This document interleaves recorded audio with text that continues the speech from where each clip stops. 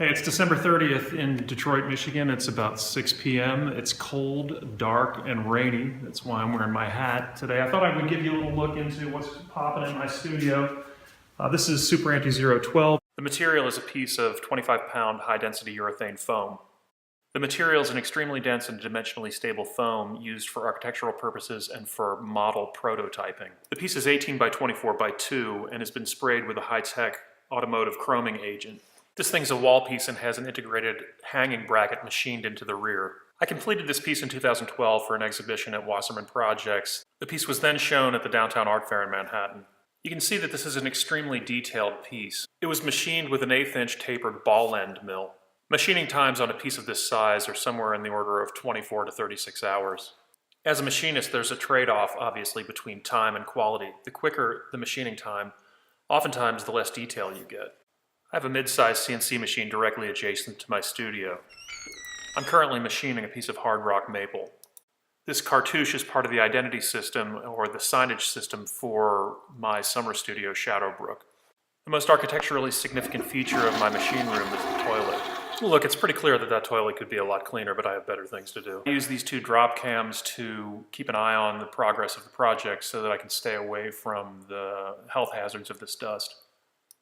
Super Anti-Zero 12 Chromed was produced in an edition of 5. There are currently 2 still available on minislimited.com. I've got limited edition prints and objects on minislimited.com for a relatively affordable price. This piece comes out of what I refer to as a formalist avant-garde graphic design tradition.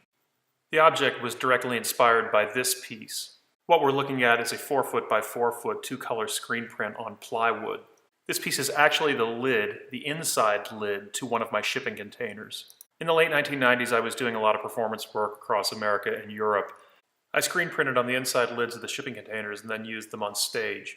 An amazing byproduct of this process was how distressed the wood panels became.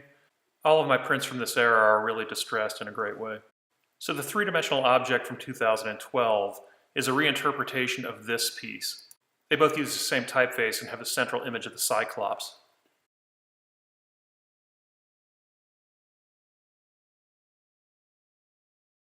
Here's another piece from the same body of work using the same process, methods, and materials.